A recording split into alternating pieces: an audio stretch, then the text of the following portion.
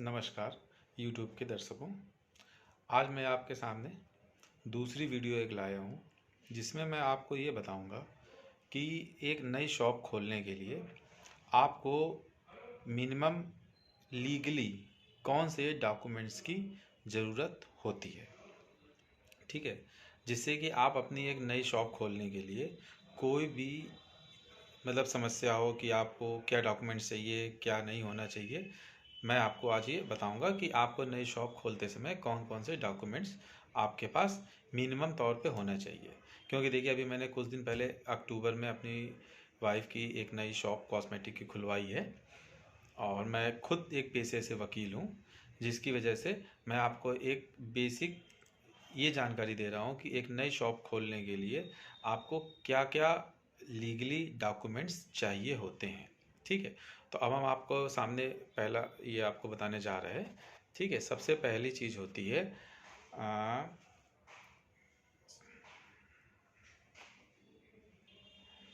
देखिए, सबसे पहली चीज़, शॉप आप जो खोलने जा रहे हैं वो आप सिंगल खोल रहे हैं या फिर पार्टनरशिप में खोल रहे हैं। क्योंकि सिंगल खोल रहे हैं तो आप एज अ प्रोप्राइटरशिप उसमें कोई भी एक नाम रख सकते हैं, सिंगल मालिक आप होंगे। ठीक।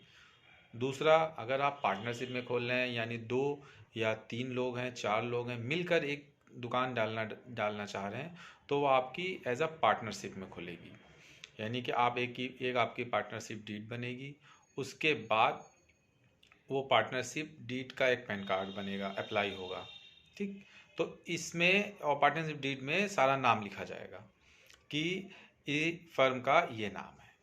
ठीक है, तब जाके आपकी पार्टनरशिप डीड बनेगी। तो इसका मतलब आप पहले ये डिसाइड करिए कि सिंगल में करना है या पार्टनरशिप में करना है। ठीक है। ठीक। अब जब आपने पहली चीज़ डिसाइड कर लिया कि आपकी पार्टनरशिप में खुलेगी या सिंगल खुलेगी, उसके बाद आपको जीएसटी में रजिस्ट्रेशन अपना कराना है। ठीक है। देखिए, जीएसटी में रजिस्ट्रेशन कराने के लिए जो मिनिमम रिक्वायरमेंट होती है, अगर आप कोई माल बेचते हैं तो आपकी होती है 40 लाख रुपए। 40 लाख रुपए के अंदर अगर आपकी टर्नओवर है तो आपको जीएसटी में रजिस्ट्रेशन कराने की कोई भी रिक्वायरमेंट नहीं है। और अगर आपकी 40 से ऊपर हो जाती है तो आपको जीएसटी में रजिस्ट्रेशन करवाना होता है। ये माल बेचने के उसमें है, लेकिन अगर आप कोई सर्विस दे रहे हैं तो सर्विस में केवल 20 लाख की है। ठीक है, लेकिन मैं तो आपको यहाँ ये बता रहा हूँ कि जैसे आप कोई शॉप खोलते हो माल बेचने के लिए, जैसे मैंने अपनी वाइफ की कॉस्मेटिक की शॉप खुलवाई है।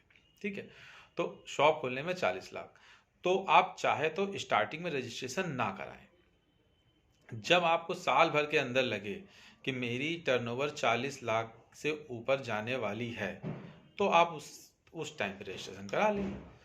और फिर आप जो रजिस्ट्रेशन कराने के बाद फिर आप जीएसटी के रिटर्न रेगुलरली बेस पे आप फाइल कर सकते हैं। इसकी भी मैं आगे डिटेल्ड वीडियो बनाऊंगा कि जिसमें जीएसटी का कैसे रिटर्न भरना है, तो वो मैं अलग से बताऊंगा। क्योंकि मैं प्रोफेशनल में तो एडवोकेट ही हूँ और इनकम टैक्स जीएसटी का मैं सारा काम करता हूँ। लेकिन आप नई शॉप अपनी वाइफ की खुलवाई है, तो जिसकी वजह से मैं आपको ये भी जानकारी दे रहा हूँ कि जो मेरे नए भाई बहन कोई शॉप ओपन करना चाहते हैं, वो कॉस्मेटिक की नहीं, कोई भी ऐसी शॉप हो जो ओपन करना चाहते हो, उसमें मिनिमम रिक्वायरमेंट ये होती है। ठीक है, तो आपका ये तो दूसरा पॉइंट हो गया। एंड थर्ड पॉइंट फाइनली आता है इनकम टैक्स रिटर्न।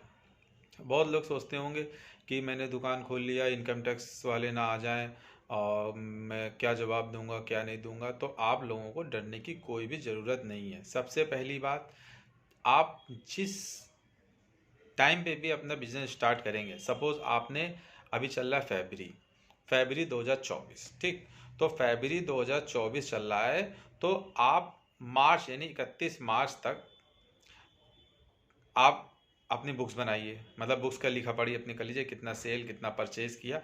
अगर सेल परचेज़ का बुक्स की क्या ज़रूरत होती है दुकान में, इसके लिए भी मैं एक सेपरेट वीडियो आगे बनाऊंगा। अभी मैं इसकी वीडियो नहीं बना रहा हूँ। मैं अभी केवल ये बता रहा हूँ कि income tax return, income tax वालों से आपको डरना है या उनको प्रॉपरली जवाब देना है। देखिए, आप सपोज फरवरी में आपने बनाया, ठीक है, अपनी फर्म, अभी फरवरी चल रहा है, ठीक, मार्च क्लोजिंग है। तो जो इनकम टैक्स का फाइनेंशियल ईयर चलता है वो अप्रैल से मार्च चलता है, ठीक है। तो वो 12 महीने ऐसे गिने जाते हैं कि अप्रैल से स्टार्ट होता है, मार्च पे ख़त्म होता है। और मार्च जब क्लोज होता है तो मार्च के क्लोज होने के बाद उसके जो रिटर्न जाता है वो आपका जाता है जुलाई में नॉन ऑडिट, और सितंबर और अक्टूबर में आपके ऑडिट वाले, ठीक।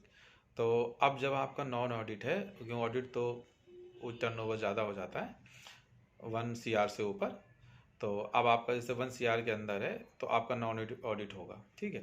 तो इसमें आपको मार्च तक का रिटर्न फाइल करना है, मतलब आपका फरवरी और मार्च क्लोज हुआ तो 2 महीने आपका काउंट होगा। तो वो जो आपका रिटर्न है वो आपका जून में जाएगा। तो अब नॉर्मल सी बात है, 2 महीने की जो आपकी सेल होगी 31 मार्च तक की, उसका रिटर्न आप जो जून में भर दीजिएगा, ठीक है ना।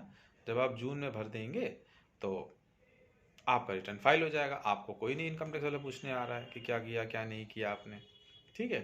तो इस तरह से आपको करना है, ठीक।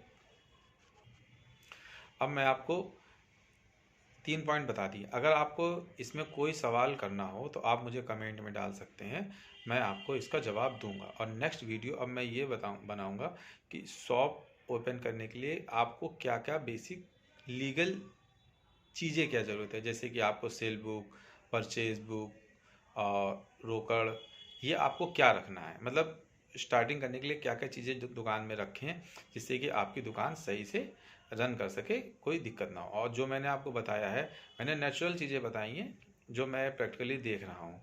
तो लेकिन आपको इसके ऊपर कोई सवाल हो या मैं कोई बात अधूरी रह गई, मैं नहीं बता पाया हूँ, आपको ना समझ में आया हूँ, तो आप मुझे कमेंट कर सकते हैं। कमेंट में मैं उसका जवाब आपको ज़रूर दूंगा। थैंक यू, और प्लीज़ लाइक करिए एंड सब्सक्राइब करिए।